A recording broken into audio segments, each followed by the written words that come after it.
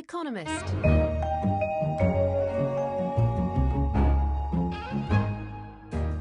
Wikileaks is an online news organisation that specialises in publishing documents alleging government and corporate misconduct. On July the 25th, it published a cache of over 91,000 leaked documents relating to the war in Afghanistan, in conjunction with The Guardian, The New York Times and Der Spiegel. We invited Julian Assange, editor-in-chief of Wikileaks, in for tea. Let's start with the publication this week of the Afghan war logs. How would you characterise the response to the publication, and has it had the impact that you anticipated?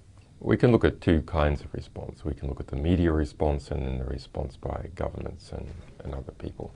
I think it's still a bit too early to look at the second in detail. It's still coming out. But for the media response, our initial publishing group of Guardian, New York Times and Der Spiegel pushed very strongly on this. We were given extensive editorial space. So Guardian did 14 pages in the paper, Der Spiegel 17 pages, and of course we had the cover of New York Times as well. So it was a strong initial acceptance by our group of the importance of this material.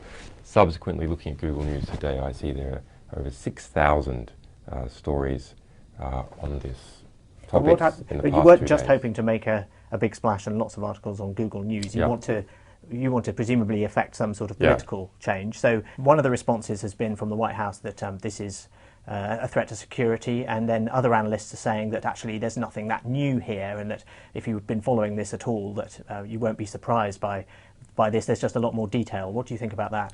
Oh, this is just typical nonsense from analysts who can't actually be bothered to read the material. How do they know there's nothing new there? 91,000 reports. Did they read 91,000 reports?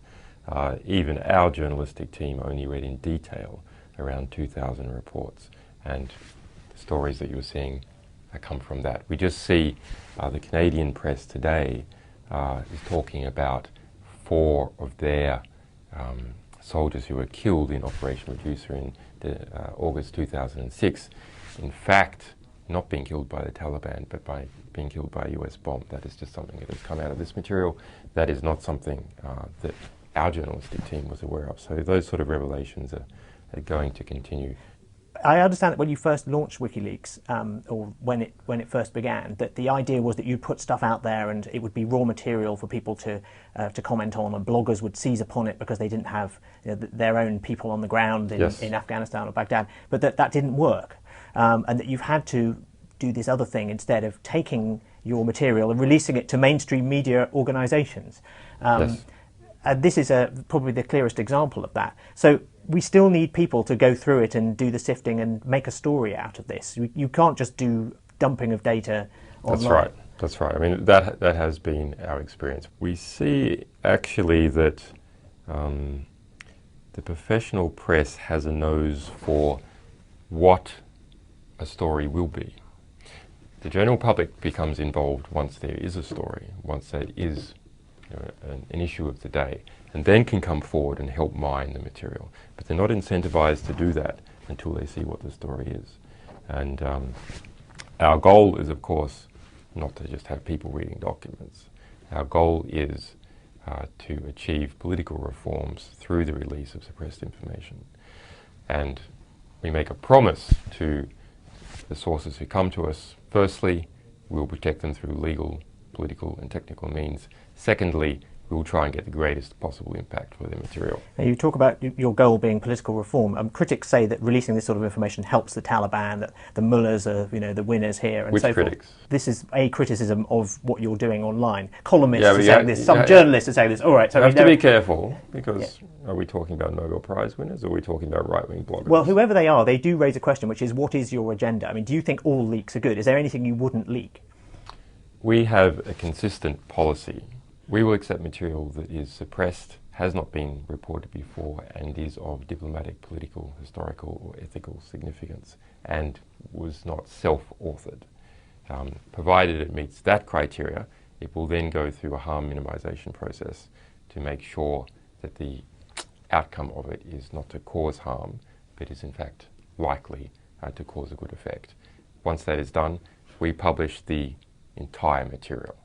Right, so you have some judgment about whether something has a good effect. So you wouldn't, had it been possible at the time, have leaked. Well, we have judgment about whether something causes a harmful effect, right, and then we strip the harm from it, and publish. Right, but so you would have published then, had you been able to at the time, the plans for the D-Day invasion, for example. I mean, where would you draw the line? Once the harm had been stripped from it. So in relation possibly to the D-Day invasion, probably the only effective way of doing that would be to publish after the D-Day invasion. Right. But that's a complex period of history, so I don't want to actually say what we would have done. But the point is, you are saying that you are able to decide what is a good outcome or what sort of publication will do good, and that's a decision you're capable of making. We believe prima facie that true information does good. Now, true information can also cause harms. So we strip the harm from the information and we release. And the other interesting thing about this is that you release the data in raw form, and that actually allows not just governments or whoever is referred to in the material to be held to account, but you're actually, in effect, holding those newspapers to account. Because and ourselves. Well, how does that hold you to account? I mean, who does ultimately hold you to account? The general public and our sources. Unlike a government, which may be only accountable once every 4 years, we are basically accountable every week or every day in our activities. And all our activities are geared to publishing. So we don't have hidden activities that don't result in publishing. Essentially, the fruits of all our labour go immediately or as soon as possible to the public, so the public can see what it is we're doing. They can choose instantly to support it or not by funding us. Similarly, our confidential sources can choose to continue to support our mission by giving us material or not. A lot of people are drawing comparison with the leak of the Pentagon Papers. I think they were copied in 1969 and published in 1971, but you've called that an example of how not to do a leak because it had relatively little political consequence. It ended up having very significant political consequences because the circumstances surrounding it ended up feeding into the fall of the Nixon administration and ended up with an injunction on the New York Times. So it did have. So do you think that's a good analogy, or do you think what you've done is are there lessons you've learned from that, and are you trying to do things differently here?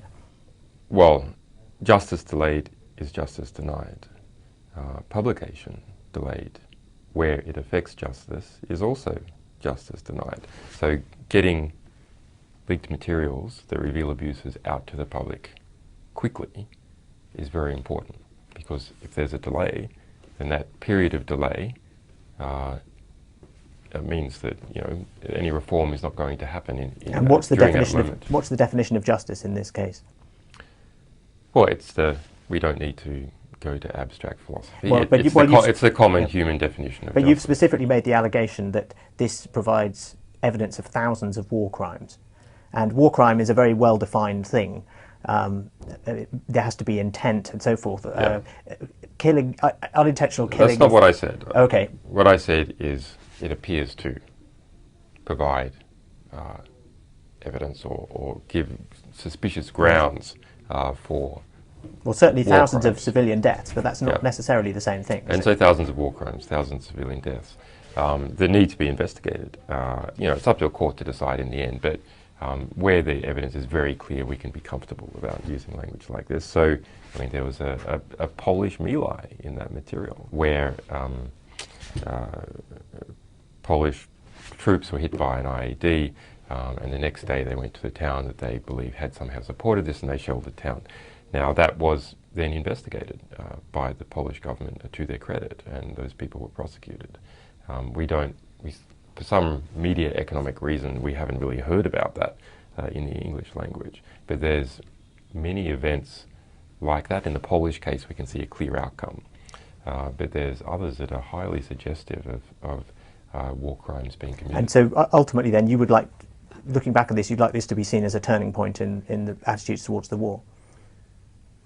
I would like to see this as a big driver for an understanding that something new needs to be done in relation to the war. Now, there are other drivers that are already pushing that, and altogether I think this is some kind of key moment where we're going to see a shift in attitude in the White House, in Pakistan, in Afghanistan, certainly in Europe, to looking at the situation through a new lens. It's gone on for 9 years now, I mean, and it's getting worse. Something has to change. The existing policy clearly is not working and is getting worse. There has to be a significant shift in the way things are dealt with politically and in terms of military policy. Julian Assange, thank you very much indeed. Thank you. Quite how this leak will affect public attitudes towards the war in Afghanistan remains unclear, but this novel collaboration between traditional media outlets and an internet upstart provides an intriguing model for the future of news.